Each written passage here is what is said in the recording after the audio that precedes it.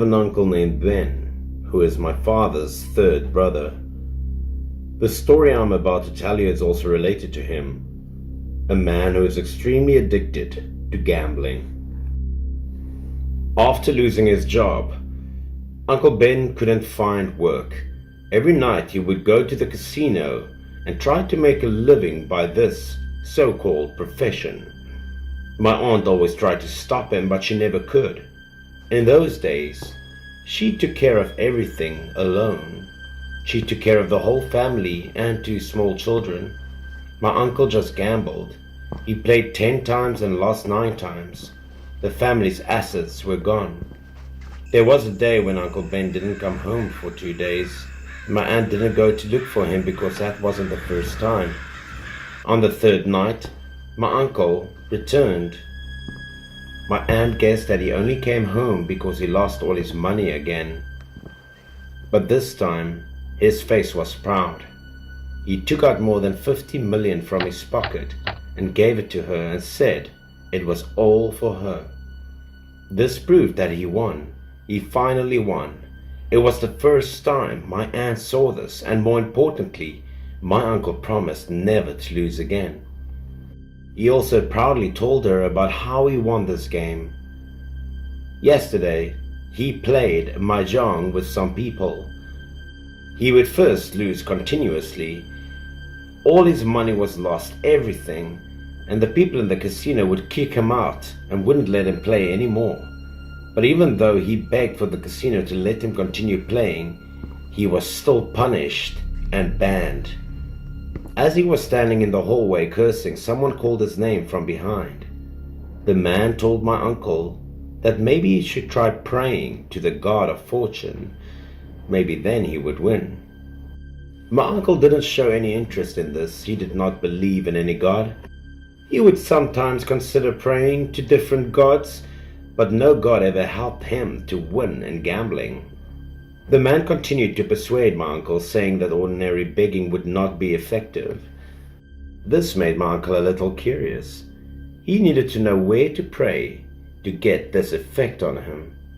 The man offered to drive my uncle to the place where he could pray to that god. So the 2 of them went straight and deep into the forest. They crossed a large tree path to a small statue.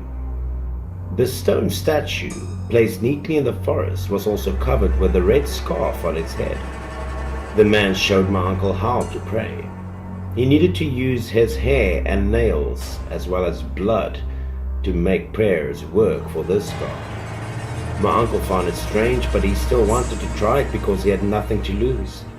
And after thinking about it, my uncle decided to pull out some of his hair. He took some hair, nails, as well as blood, and placed it in a bowl in front of the god statue as an offering. After that, he clasped his hands in prayers, and he would pray that he could win every bet he made. As soon as the prayer ended, the wind blew across the statue. That caused the veil to fly off. When the strong winds blew away the veil to reveal the statue's damaged and fierce face, my uncle became scared. He thought maybe he should not have prayed to this statue or altar at all. After leaving, he went back to the casino to borrow money from others to try his luck once again. True to the promise of the stranger and the prayer he made, he won every single bet he made. The amount of money earned was too much to handle. Once my uncle bet 10 times and won 9 times, no longer as unlucky as before. But every time he won, he would start feeling tired and he would start panting like he had just run 3 kilometers. He coughed for many days. My aunt advised him to stop gambling, but he still did not listen to her. Every time he came home from gambling, he would bring back a lot of money, which surprised her. But in terms of health, he was not as good as the night before. In just 2 weeks, my uncle lost weight, went from 80 kilograms to only 65. Seeing such an unusual transformation made my aunt worry. She cared about him a lot. She knew he was hiding something from her, but she couldn't convince him to tell her because he thought he had to earn a few billion more before he stopped. The next day, even though he was not feeling well, he still decided to continue to go to the casino to play. My uncle kept winning and winning, and he collected a lot of money. But in the fifth game, another player won. My uncle then struggled to breathe. He tried to scream but fell over through the table. It seemed he was having a heart attack. Everyone was shocked. Someone called the ambulance to take him to the hospital. However, he sadly passed away even before the ambulance arrived. My aunt received the bad news and she rushed to the hospital.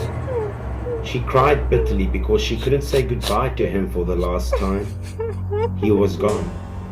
In just 1 month, my uncle had lost nearly 20 kilograms before his passing, and his health seemed to be declining rapidly.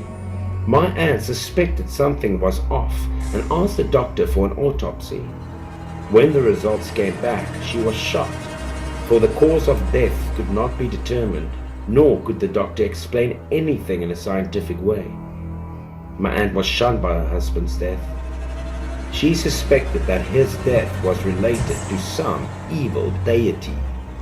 So she decided to go to the spiritual place in the forest to find out. When she arrived at the forest following the instructions of a few people, she looked everywhere but couldn't find any statues or altars. It's been 3 long years since my uncle had died, yet his death still remains a mystery that has made my aunt and our family extremely heartbroken and sad.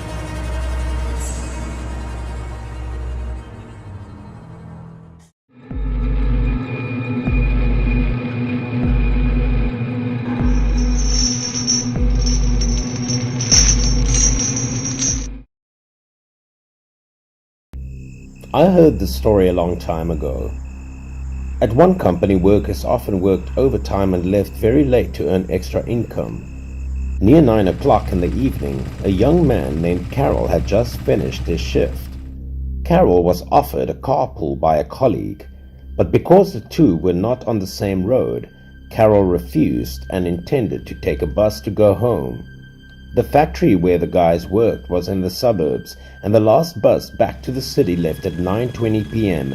and arrived at the pickup station around 9:30 p.m. The young man thought he was in time to catch the bus, so when he got out of the factory, the other man drove back first. At this time, the young man looked at his watch. Unexpectedly, it was almost 9:30.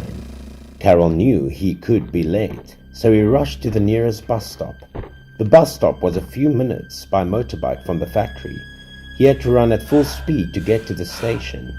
When he got there, he was almost out of breath, panting. The young man looked at his watch once again, and a worried expression about afraid of not being on time. Unfortunately, the clock struck 9:40 p.m., meaning the last bus left the station more than 10 minutes ago. The way back to the city also became longer because it was difficult to catch a car here. Carol was disappointed. He had missed the last bus. He thought about having to take a taxi back to the city and worried about money. While Carol was thinking that, a bus arrived.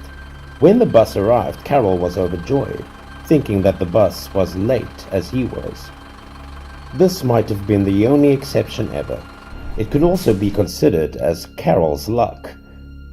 The bus creaked to a stop in front of Carol. Because Carol often rode the bus at this hour, he recognized the familiar driver at a glance. What was strange was that there were so many people on the bus. Normally, at this time of day, only about 1 or 2 passengers would be there. This was even more crowded than usual. Only one person on the bus had been following Carol's every move since he got onto it. It was a middle-aged man whose expression changed when he saw Carol. Not paying any attention to this, Carol slowly found an empty seat near the back of the bus and sat down. The man was still staring at Carol and thinking about something. To avoid the angry look, Carol purposely turned his head toward the window and looked down. Unexpectedly, the man stood up and went straight to where Carol was sitting. He approached without a word, and a hostile look on his face, like Carol had done something wrong with him. Moments later, the man suddenly swung his fist and punched Carol's face. Unable to take it anymore, Carol angrily stood up and argued with the man. He wondered why he hit people like that. Carol didn't have time to say anything when the man ferociously grabbed him by the collar and wanted to drag him out of the bus because he was not pleasing to the eye. He didn't understand what was happening. He just wanted to push the man away, but he couldn't. He begged the people on the bus to help him. But none of the people on the bus would speak up, as if they could neither see Carol nor know what was happening on that bus. Then the man pulled Carol to the front of the bus while he was shouting that he needed to get out of the bus urgently.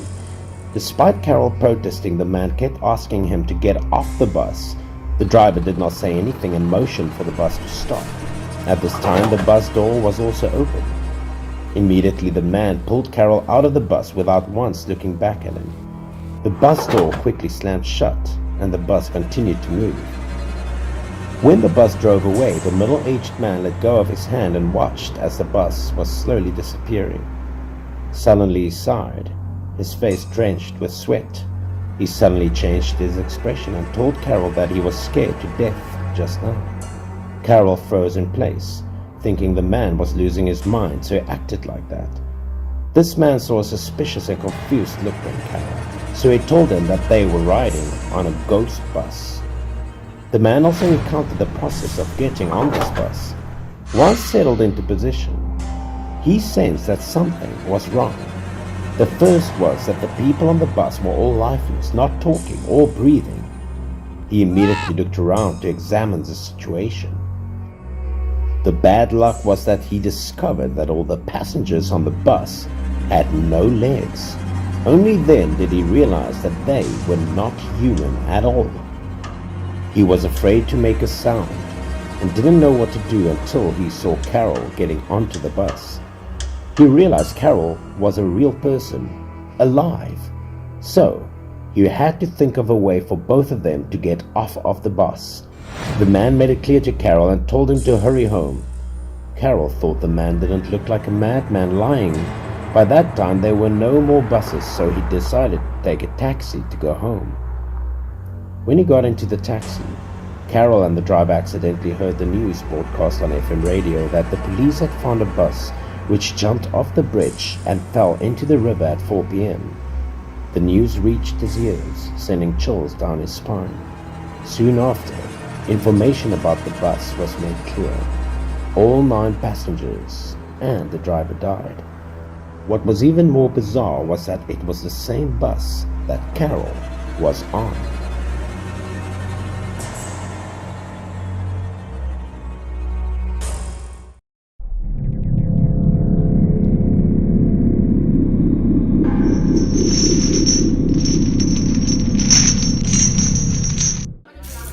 Today we will listen to a horror story that took place in a poor village. The entire village was abuzz about Ken's encounter with ghosts on his way of delivering goods, and his friends couldn't wait to hear him tell the tale. Ken was still scared when he remembered that.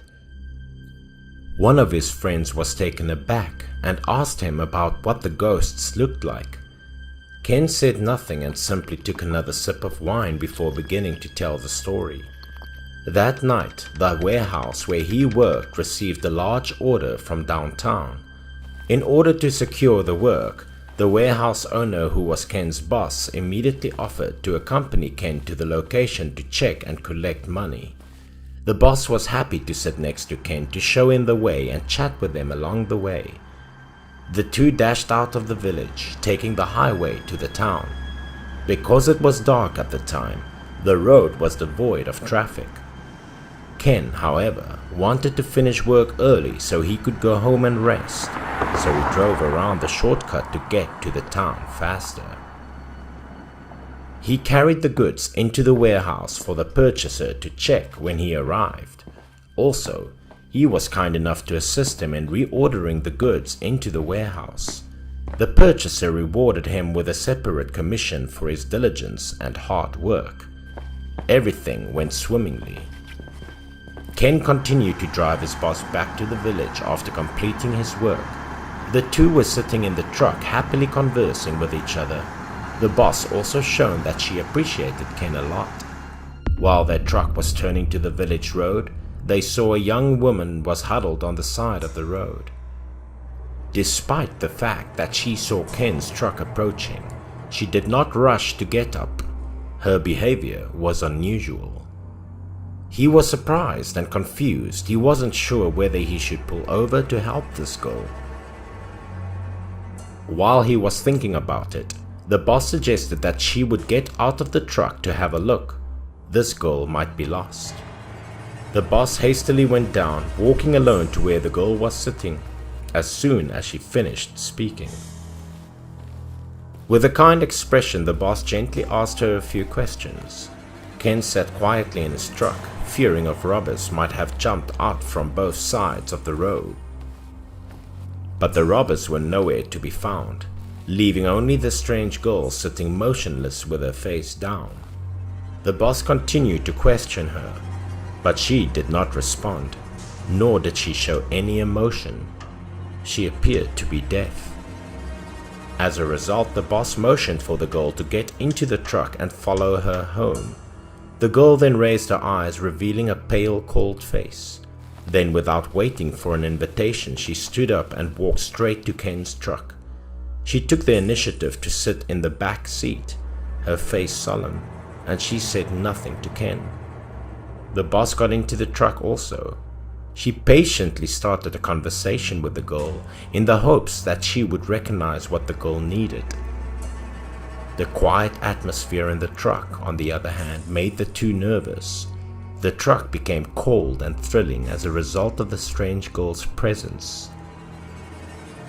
To avoid making this girl feel uncomfortable, the boss politely asked her for her address so Ken could drive her home first. The girl did not respond, instead silently pointing to the dark space in front of the truck window and remaining silent. Following that, Ken started the engine and decided to follow this girl's instructions. He kept an eye on her because her expression and gestures appeared shady. Ken let the truck turn onto a narrow road with luxuriant weeds on both sides and no one or house lights to be seen. Seeing that lonely road, the boss inquired about her exact home address, but she still did not respond. Ken held all of a sudden before he realized what was going on and what this girl truly required. The boss asked Ken what was wrong. Then she looked ahead at the dense fog in panic. The fog was thickening and covering Ken's truck. The temperature was also colder than it had ever been. Ken took a deep breath and drove slowly through the dense fog. But the deeper he went, the colder and darker the air became. Ken looked worriedly at the boss, perplexed as to why there was such a thick fog in the middle of the summer. The boss, on the other hand, remained calm and told Ken to keep driving and take advantage of the fog to get home. Ken was startled again after a short distance of driving. In front of his truck, there seemed to be a group of people who appeared in the fog with dark and unidentified shapes. Another group of people began to arrive from afar, and the road became even stranger than before. The boss intended to ask these people for directions. But when she looked outside, she noticed that they appeared so strange, with a worn and mysterious gait. Ken was intrigued by the boss's sudden trembling. He turned to ask his boss what she was looking at outside and discovered some weird things as well. In that dense fog, a crowd of people, young and old, man and woman, appeared out of nowhere. They had white eyes, no irises, and looked like zombies. The boss quickly closed the truck window and crouched inside because she was certain they had encountered ghosts. Ken was befuddled right now. He didn't understand how he could get lost on this path. Seeing how urgent the situation was, and knowing that continuing on this road was impossible, the boss immediately told Ken to turn the car around and take another route. The boss just remembered there was a girl on the back seat. Maybe she could show them the way out. But just as the boss was about to turn around to ask the girl sitting behind her burst out in a horrible, creepy laughter. The girl's face instantly changed into a ghostly smile. Both Ken and the warehouse owner seemed to be caught in a trap that has been set for them, with no idea how to get out of it. The scene outside had changed slightly at this point. Those strange people abruptly changed course and gathered around Ken's truck. Some people were standing close to Ken's truck window, revealing terrifying, ghostly faces. They howled like wolves and bared their fangs, as if they wanted to devour the boss and Ken. The others were also present right away, groaning and shaking Ken's truck incessantly, making him extremely terrified. Ken was aware that he had encountered evil spirits at this time, and he wanted to start the engine, but the truck would not start. The boss panicked, looked down at the girl sitting in the back of the truck, terrified and enraged, and howled loudly at her. This young girl abruptly raised her head and gazed at the boss with a soulless, expressionless sight. Then she transformed into a small, cold whirlwind that swirled around in the truck. The back door opened and the girl vanished in a brief moment. They were both stunned and then slowly regained their composure and looked at each other as if they had realized something. The boss looked out the window at the same time. Outside, the fog had dissipated, as had the evil spirits. The boss looked at Ken in horror, thinking that those ghosts were most likely looking for the girl. Ken quickly drove the truck back to the village to ensure his safety. Ken's friends panicked after hearing what he had to say and asked him about what he was going to do next. Ken developed a bad fever after returning home. Then, through research, Ken discovered that it was the souls of a big family who was involved in an accident in that foggy area. Anyone who ever crossed that path would also be harassed and scared.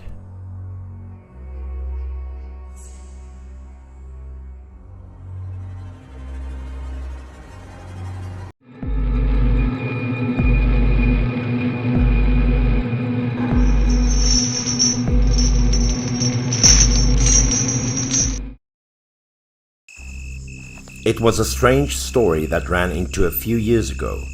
That time I had to take an urgent leave of absence to visit my mother. My parents lived in the countryside, only I went to the city to work.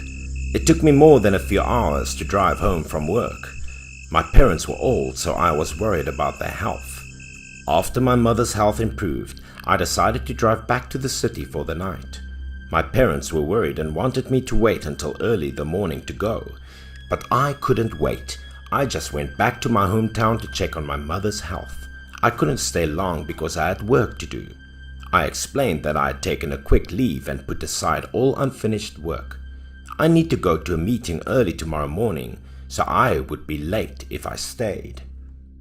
My parents also understood that my work had many difficulties because working in a big city was not easy, especially for those with not excellent qualifications like me. So they just told me to be careful on the road and said goodbye to me. I drove for a bit more and then came out of the village road. The houses on the street were also sparse. Only trees and dirt roads remained. There were no streetlights. If I didn't drive carefully, I would get into a traffic accident.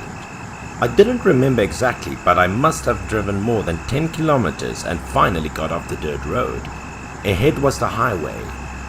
Follow this highway, keep going straight, and I would reach the city. No need to turn anywhere else. While running, I was a little sleepy when suddenly I panicked because I saw a woman lying in front of me on the side of the road. She seemed to be seriously injured. When the headlights of the car came on, I could see even more clearly. Her clothes were torn.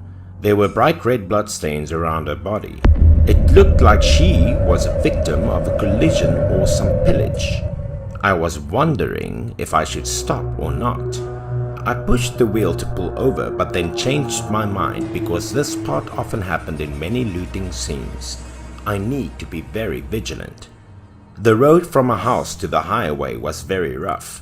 Because it was a village road, there were almost no houses around with lights on.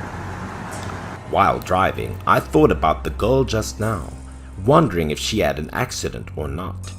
But I still had work and took care of my elderly parents. I couldn't risk my life. I also apologized to the girl. If she was injured, I wouldn't have been able to help her. But then I thought I should put that aside to focus on driving. Suddenly, I saw something equally strange. So many confusing things happened to me tonight. On the side of the road, a woman was standing and waving to a car to hitchhike. It was strange. Why were there so many women walking alone on this deserted street?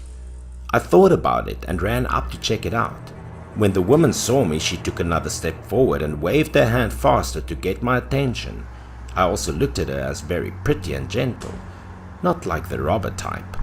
However, I was still confused. I couldn't let my guard down. I did not stop the car completely, but slowly walked close to the side of the road and looked around carefully. The two sides of the road were completely empty.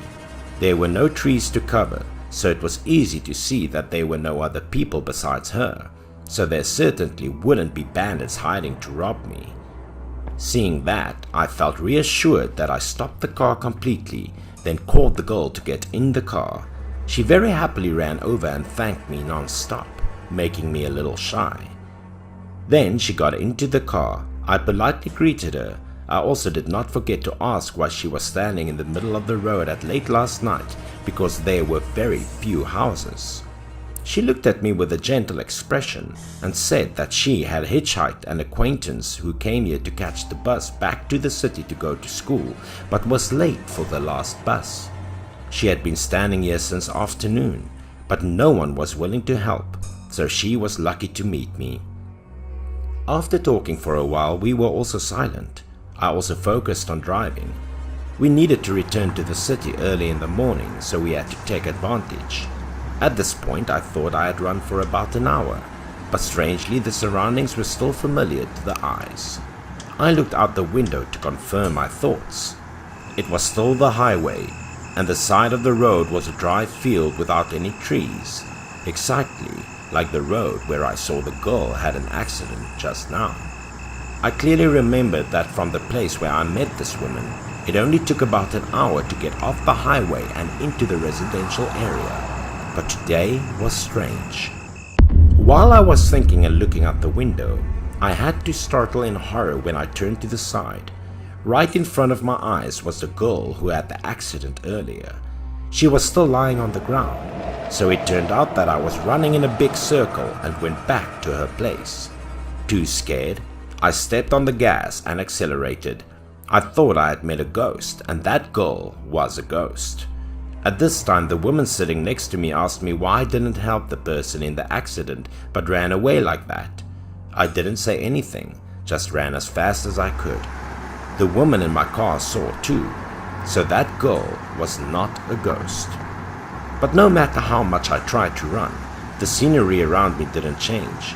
Even though it was very dark, I could still clearly know that I was running in a big circle. At this point, I was so scared. Although I had driven for more than half an hour, the girl who had an accident still appeared in front of my eyes once again. I felt like I was lost in a big maze. Suddenly, a voice came from beside me, but it sounded like it was coming from underground. The voice belonged to the girl sitting next to me. She was blaming me for leaving the victim like that. That voice made me jump. I glanced over and saw the woman's pale face, sharp eyes, and angry expression. That thing scared me. I couldn't look at her anymore. I knew that she was not human anymore, but I still tried to explain that I still had a job and a family. There were countless robberies on the stretch of road. so I had to choose to ignore it. After that, a sudden silence also worried me. I sneaked a glance in the woman's direction to see if it was human or ghost after all. However, before I had time to see her figure clearly, the girl grabbed the steering wheel and held into my ear to force me to turn around. The sudden attack made me lose control of the wheel. The car lost control and I hit the wheel, then ran straight into the side of the road. I also didn't know where the car hit. My head also hit the steering wheel painfully, so when the car stopped, I could only rub my head without having time to look around. After waking up, I looked over to the passenger seat, but the girl from earlier was gone. I was sure I had met a ghost. I got out of the car to check my surroundings, to see how far I had run. This road was too dark. I couldn't see anything around clearly. I could only follow the light from the car to go, but I hadn't taken 10 steps before I had to stop. Cold sweat poured out like water because of what I saw before my eyes. A little more than 3 meters from my car was a deep precipice, dark below with no bottom visible.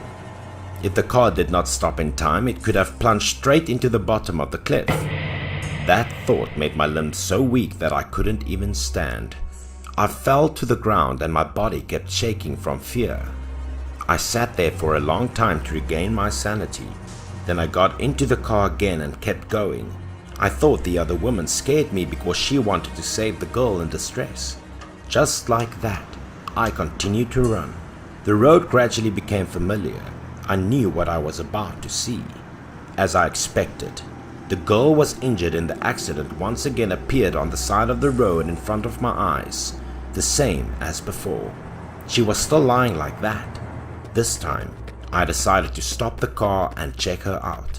I would have guessed that the woman in the car and the girl in the accident were the same people.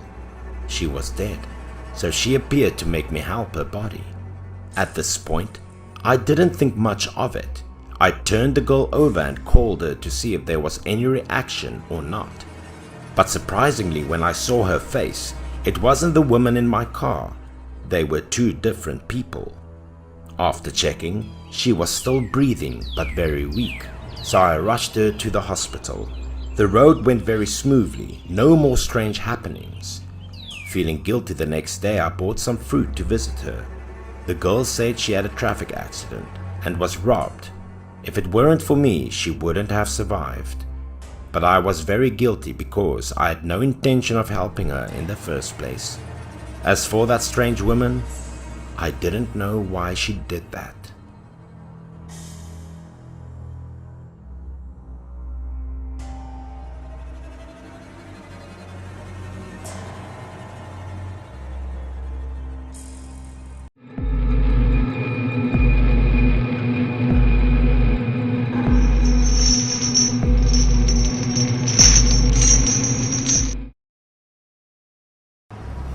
I'm Ben, and I'm over 30 years old this year.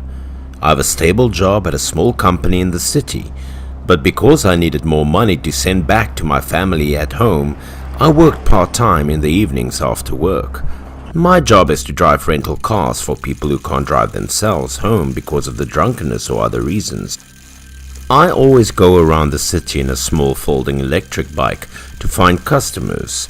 Sometimes I also find customers through a website.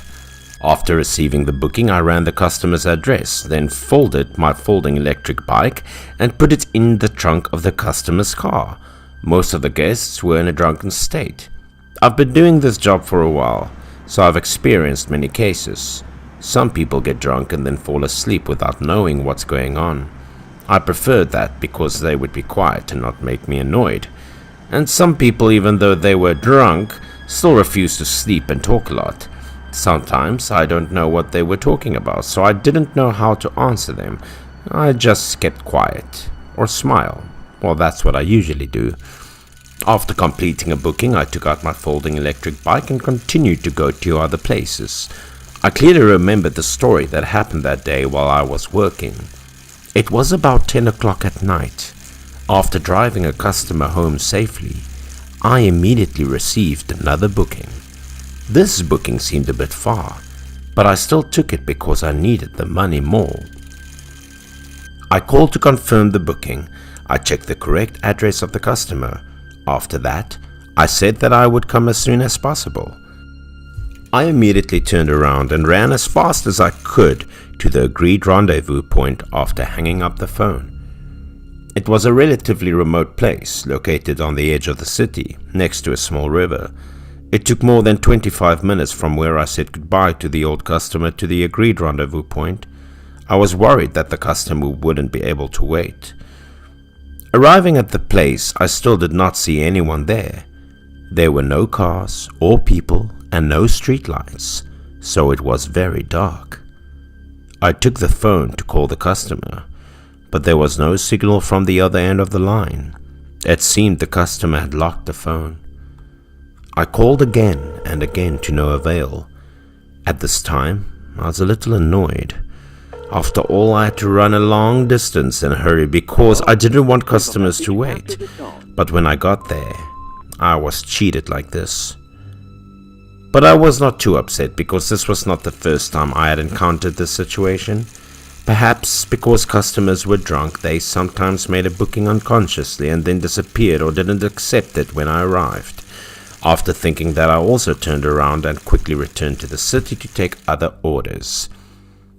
A few weeks later, I was eating cup noodles in my room and watching the news on the television. Suddenly, a news show shocked me a bit. I was having a quick meal and going to be ready for a night job, but had to stop to watch the news. In the news, the reporter was interviewing an older man about the case that was discovered this morning. He was the one who detected it, so they wanted him to report again on what he saw. Although the older man was shocked, he still explained the case very clearly. The older man's house was not far from this riverbank. Every early morning he used to have a habit of walking to the side of the river and stopping there for exercise before returning home. He did the same thing this morning, as usual. Suddenly he saw something on the river that made him panic. He then immediately informed the police. There was a car in the river. Someone lost control of the steering wheel and plunged into the river. Fortunately, the car was sunk not far from the shore, so the older man could see it. Police immediately arrived at the scene and used a crane to pull the vehicle from the river to the shore. The driver unfortunately suffocated to death in the driver's seat. I was still watching the news intently. As soon as the TV came to the part of the license plate, it scared me because I remembered it so well. According to the autopsy, this case happened more than 20 days ago. After hearing that, I was even more surprised. I remembered this booking very well because it was cancelled and it happened only half a month ago. But if I followed the police, maybe I would encounter a ghost or something. I wasn't daring to think so much about it anymore. I still went out and continued my work. That night, I took bookings as usual. One of them was when I drove a young man home. He appeared to be drunk. The customer was sleeping suddenly. He woke up and panicked and told me to stop the car immediately. I was driving in silence, so that thing startled me too. I quickly asked him what was going on, and he answered me in a very annoyed tone. He blamed me if I didn't see the injured person lying ahead of us, but asked me like that. He then got out of the car and walked straight ahead, seemingly lifting something. I looked at his gesture, like he was helping someone from the ground, and then walked towards the car. I thought he was too drunk to have such an illusion, but he was serious and urged me to hurry up to the hospital. I felt a little funny, so I told him that he was too drunk and I would quickly take him home to rest. But then he got even angrier when he heard that. He scolded me for being inhuman and wanted to hurry to the hospital. Then he turned to talk to the next empty seat in a real way. His actions were not the slightest hint of being drunk or hallucinating. That thing stunned me. He also pulled out a tissue and passed it to the side. He asked the invisible person to wipe the blood first. After seeing that, I still wouldn't drive away. He held at me to tell me to hurry up. I had no choice but to do as he said. Even though I didn't understand what was going on, On the way, he constantly talked and gave a tissue to wipe the blood of the invisible person. His face was still worried. I glanced in the rearview mirror, still no one beside him, but the young man's appearance was very real, not drunken. I ended up taking him to the hospital as he wished. It was a long way from the hospital to his house, so I would ask for more money as soon as I finished. After arriving at the hospital, he was still talking to the empty seat. He opened the door to let the invisible man out. I also didn't know how to dissuade him. If the young man went to the hospital like that, he would probably be laughed at by the people inside the hospital, but he did not listen to my advice. Then I too got out of the car to get some fresh air, waiting for him to come back. At that time, I was also thinking about what happened, so I involuntarily looked at the back seat. The tissues from earlier were scattered all over the car's floor, but the scary thing was that they were actually stained with blood, just like what the young man said earlier was true. But obviously, I didn't see anyone in the car. There was no way I could be wrong. Could it be that the person who was hallucinating was me? Because it was clear that the tissue had blood on it. Or was I having bad luck again? Thinking about that, I remembered my booking that night. It was extremely scary. I quickly opened the trunk to get the folding electric bike and drove back quickly without notifying the young man. Then I got a call from him. It seemed that I was not the one who was hallucinating because the people in the hospital didn't see anyone injured either. He blamed me for not telling him the truth at the time. I just listened and hung up because I couldn't believe it myself. Although I had encountered many cases, this time was surely the weirdest.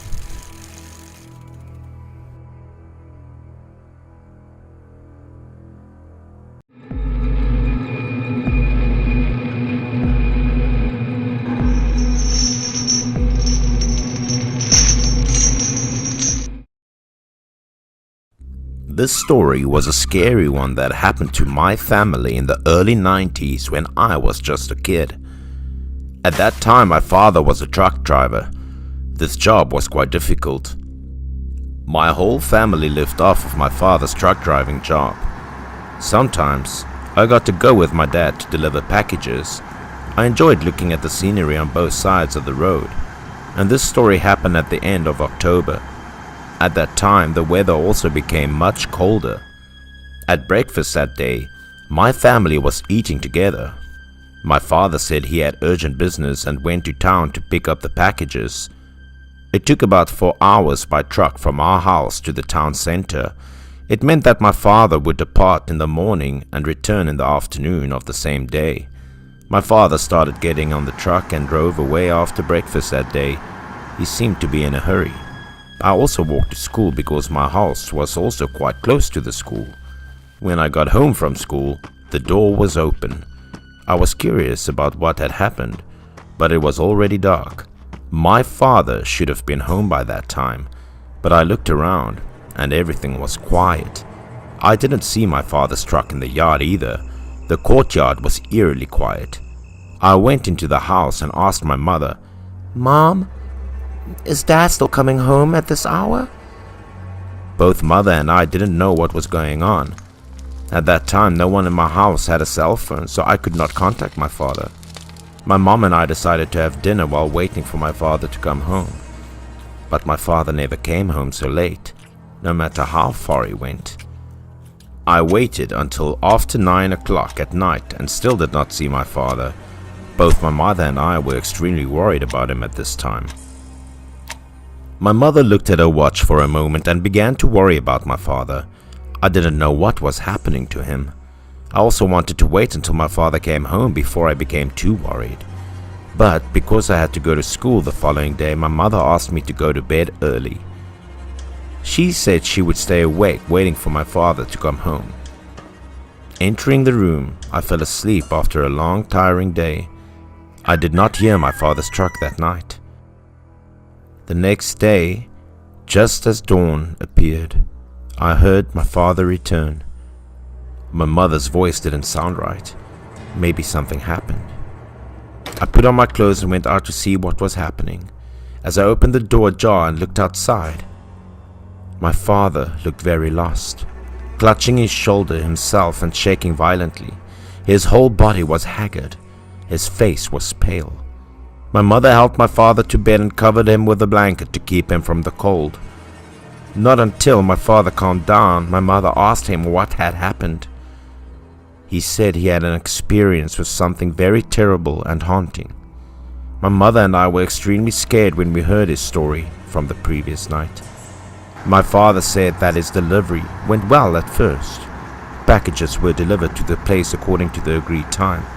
My father was an experienced driver, so it was not difficult to run long distances with him. But the consignee had a problem. There were no factory workers to unload during the holiday. With no other choice, my father could only wait outside for someone to unload it all. My father waited outside for hours. He was an impatient man, so eventually went inside to the security room. The security guard called several times but couldn't contact anyone. My dad was in a hurry because he didn't want to drive home when it was already getting dark. He waited nearly 4 hours, and some workers came to unload the packages. But when my father returned, it was already dark. The scene outside was eerily quiet. Drivers were afraid to cross this deserted road at night. That road wasn't very empty, but many people stuck couldn't get out. My father was afraid because many drivers had encountered strange things on the road at night. He initially calculated that he could get there before dark, but his idea was delayed in the end. When my father thought he was safely past the dangerous spot, the truck suddenly shut down. His truck stopped on a slope. It was pitch black outside at that time. My father was trying to restart the truck, but to no avail. It remained motionless and did not move. But no matter how hard he turned the key, it wouldn't start. There was nothing he could do about it, so he got out of the truck to check out what was happening, but found no damage. My dad tried a few more times to start the truck, but it wouldn't work. There were no other trucks passing at that time of dead night. My father started sweating and realized that something was wrong. The temperature outside was dropping. He glanced through the truck window as if he had a premonition that something was wrong. Fog started gathering up outside. The fog made the truck windows foggy. He panicked. He knew something was wrong. His fingers began to freeze. My father didn't dare to get out of the truck. He hugged his shoulders and crouched in the car. After a while, more and more cold air rushed into the truck, making him feel cold. He saw someone walking past outside the window. As he wiped the fog off of the truck window, he wanted to call for help outside. But when he looked outside and saw people, he realized they were covered with fog up onto their heads. Everyone's faces was purple. They did not look like living people. They suddenly saw my father and rushed towards him very quickly. My father quickly pulled the truck door tight and locked it. He was so scared.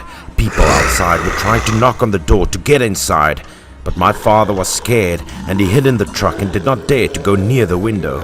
More and more of these people were getting closer to the truck and they were screaming things. These ghosts were cold, constantly banging their hands on the glass window to ask to go inside. Fear surrounded my father. It was the first time he encountered such a scary thing. My dad was huddled in the truck and it was cold. Outside the car there were a lot of scary people. What to do? My dad felt like he was frozen. He thought he would freeze to death in his truck that night. Then my dad heard someone knock on the window and call him. He opened his eyes and saw that it was a passing driver. The driver saw my father stop and not move, so he ran over to see if anything was wrong with him. And that is what saved my father's life. What was stranger than that was that the truck started up suddenly, and my father returned home safely. The other man said that if my father waited a little longer, he would most likely suffer the same fate as the frozen ghosts.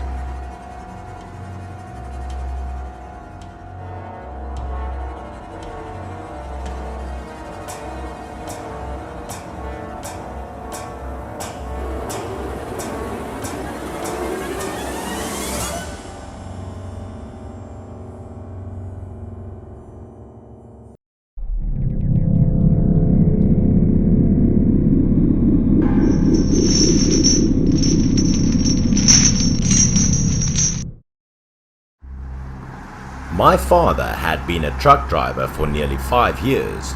Almost every route he was familiar with, and especially had a very wide relationship. After a long time driving a rental truck, my father talked to my mother about buying and driving a truck on his own to make more money.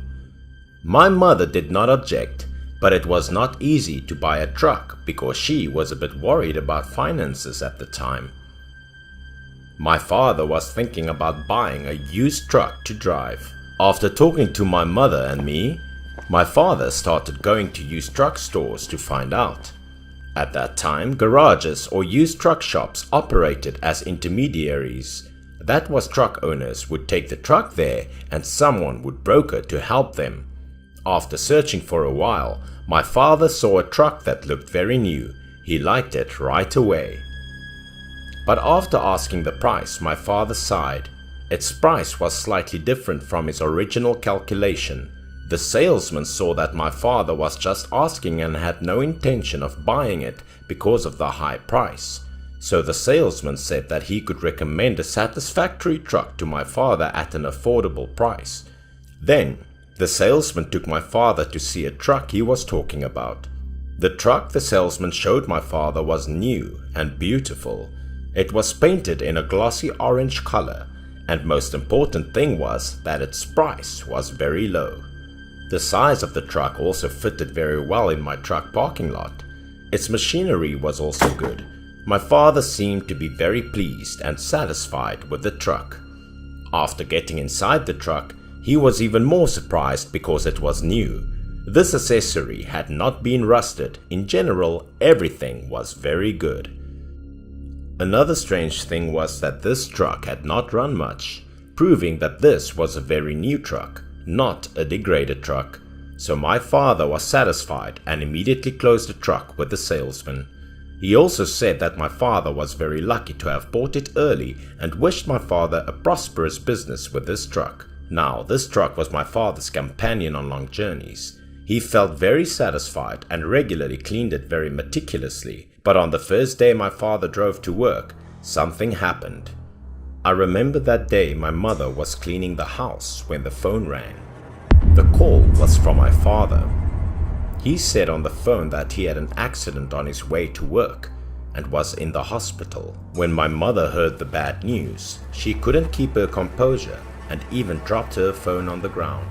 Then she rushed to the hospital to see how my father was doing. My father was sitting on a chair. 2 people were shouting at my father.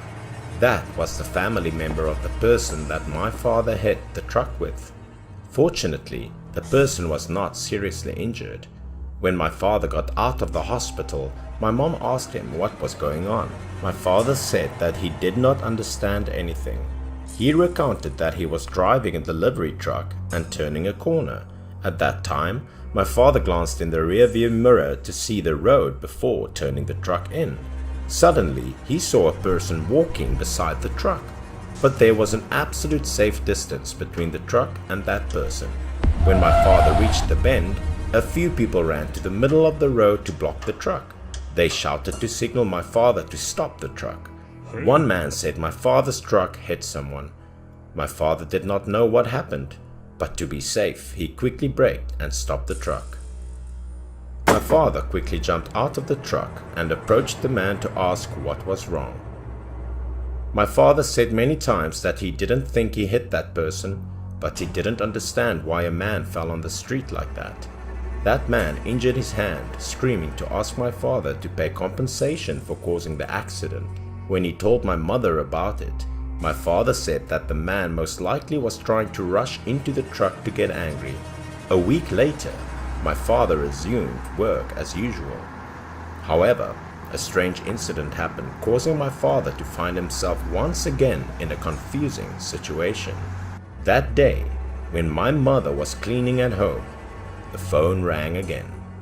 When my mother picked up the phone, she was startled to hear that my father had caused an accident again, and this time with a child. The parents of the child went to the traffic police office to resolve the incident in anger. When my mother arrived, she saw my father sitting outside and waiting for the results from the traffic police. When my mother went inside to see the victim's condition, the child's parents were angry. However, the child was unharmed. The child saw his parents scold him. Then he suddenly said something very strange that even my mother could not believe. The child said that he wasn't hit by my father. Someone pulled him under the truck. The boy said that he was walking on the sidewalk that day and he was going to stop by the store to buy something, hearing the sound of a truck approaching.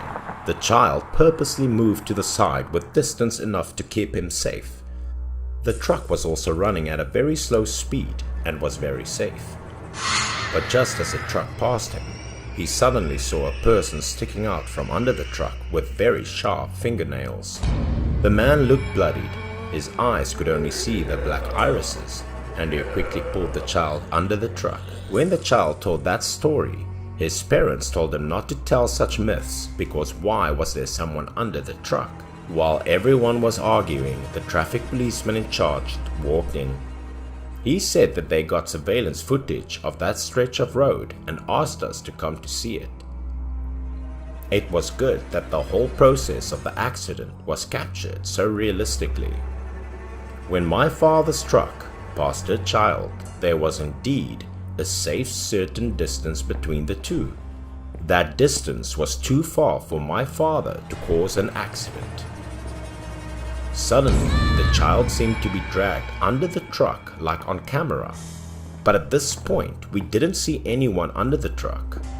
The child was like being sucked under the truck.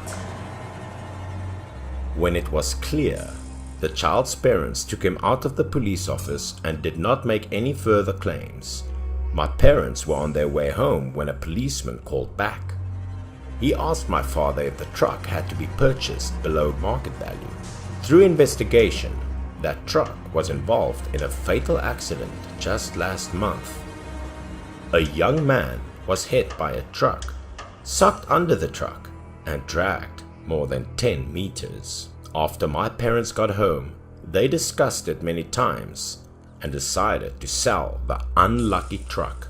It had been a few years since this happened, and my father still drove someone else's rental truck and never mentioned the idea of buying his own truck anymore.